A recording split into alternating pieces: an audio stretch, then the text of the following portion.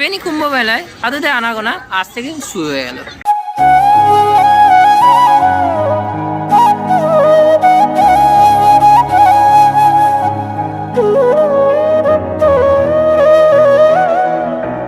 তোমরা কেমন আছো? নিশ্চয়ই সবাই ভালো আছো। আমি এই মুহূর্তে চলে এসেছি ত্রিবেণীতে। আজ আমি মুর্শিদাবাদ গেছিলাম কিছু কাজের জন্য। আপনারা দেখেছেন হয়তো এক্সট্রিম ব্লগ আকাশ, সেখানে ব্লগে এসে গেছে অলমোস্ট ভিডিও, সেটা আপনারা দেখে নেবেন। এখন এই মুহূর্তে রয়েছি ত্রিবেণীতে, কিন্তু আপনারা বলে রাখি যে কী কী অনুষ্ঠান রয়েছে, অনুষ্ঠানগুলো আপনাকে বলে রাখবো এই ভিডিওর মাধ্যমে। তো চলুন তাহলে আপনারা নিয়ে যাই ত্রিবেণী সপ্তশ্রী ঘাটে কিছু মুহূর্ত আরতি ভিডিওতে আপনারা দেখিয়ে দিই। চলুন, এই মুহূর্তে রয়েছি ত্রিবেণী শিবপুর প্রাঙ্গণে।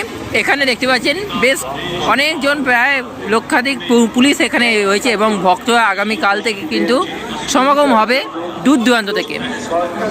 সপ্তশ্রী ঘাটের দিকে উদ্দেশ্যে আমরা যাচ্ছি। সপ্তশ্রী ঘাটের দিকে যাওয়ার পথে, ঘাটের দিকে যাওয়ার সময় অনেক দূর দূরান্ত থেকে আমরা দেখতে পাচ্ছি যে সাধু কিন্তু সমাগম হয়েছে এখানে। যেরকম আমরা দেখেছিলাম কল্যাণী মাঝের চরে, এখানেও সেরকম দেখছি কিন্তু এখানে বেশ দূর দূরান্ত থেকে এখানে এসেছে সাধুরা।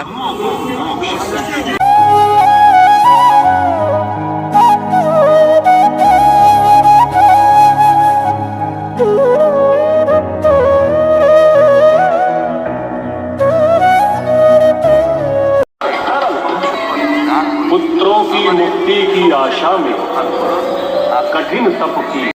মেন গেটে লেখা আছে ত্রিবেণী কুম্ভ মেলা 2026 স্বাগতম। আর এবছরে পঞ্চমতম বর্ষে কিন্তু পদার্পণ করলো এই ত্রিবেণী কুম্ভ মেলা। আমি যেহেতু ত্রিবেণী স্টেশন থেকে আমি এলাম, ঠিক এই পথ দিয়ে আমি এই মুহূর্তে রয়েছি শিবপুর মাঠ প্রাঙ্গণে। আর শিবপুর মাঠ মেন গেটটা আপনারা দেখতে পাচ্ছেন অলমোস্ট কিন্তু পুরো কিন্তু সাজানো, অপূর্ব সুন্দর লাগছে সাজানো। আজ থেকে কিন্তু শুরু হয়ে গেল এই ত্রিবেণী বঙ্গীয় কুম্ভ মেলা। সূর্যের থেকে আমি ত্রিবেণী শিবপুর মাঠে আমি ঢুকেছি। আর শিবপুর মাঠে প্রাঙ্গণে স্টেজে শুভ উদ্বোধন তো হয়ে গেছে। আজ থেকে মানে 11 থেকে 13 তারিখ অবধি এই বঙ্গীয় কুম্ভ মেলা চলবে এই ত্রিবেণী চত্বর।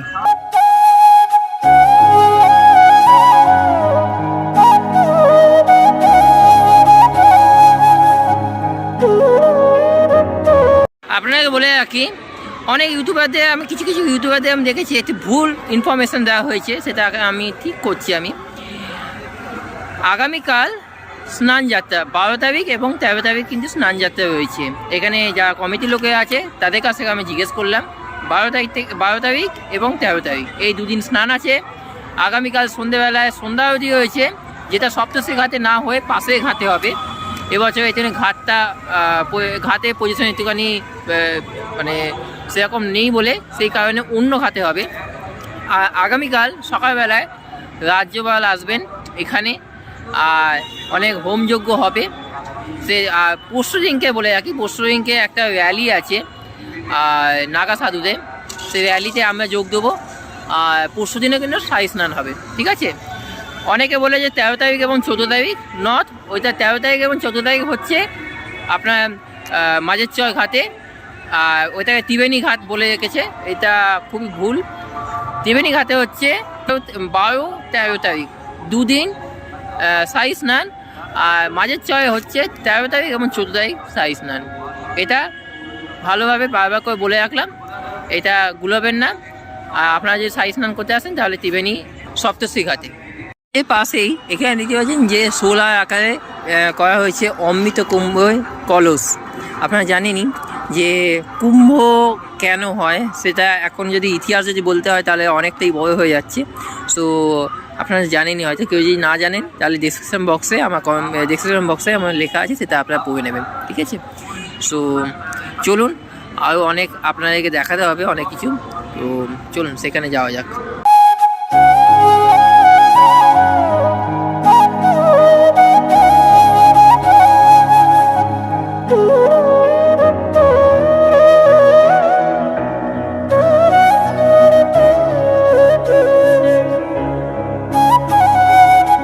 পুজোর আয়োগ্য পক্ষ থেকে মহাতিথে এটা এবছর এখানে বেশ কিছু এখানে খাবার দাবার দেওয়া হচ্ছে ভক্তদের।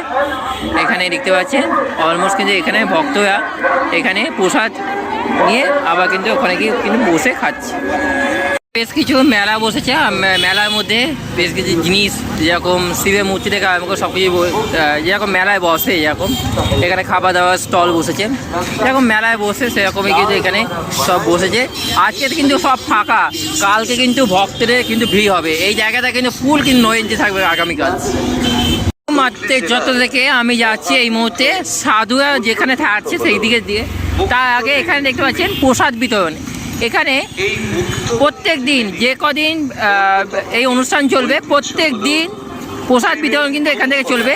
যারা না চিনতে পারে তাদের জন্য ল্যান্ডমার্ক বলে রাখি, শিবপুর মাঠ শেষ হলো আর ত্রিবেণী চত্বরের দিকে, মানে ত্রিবেণী থেকে বাঁশবেড়িয়ার দিকে যে মানে যাওয়ার রাস্তার পথে এই প্রসাদ বিতরণে এই ব্যানারটা আপনারা দেখতে পাবেন। এখানে কিন্তু প্রসাদ বিতরণ হয়। তো কিন্তু ভক্তদের জন্য এদিকে চা বিস্কুটের ব্যবস্থা রয়েছে আর এদিকে রয়েছে খিচুড়ির ব্যবস্থা।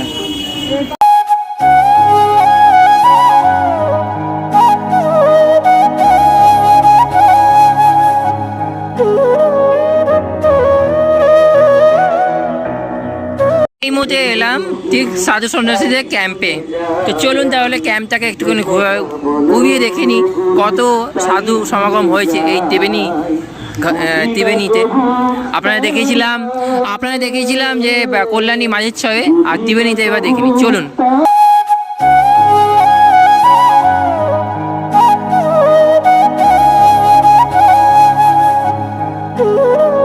সাধু সন্ন্যাসীরা এখানে কিন্তু হোম যজ্ঞ করছে, সেটা আপনারা দেখতেই পাচ্ছেন।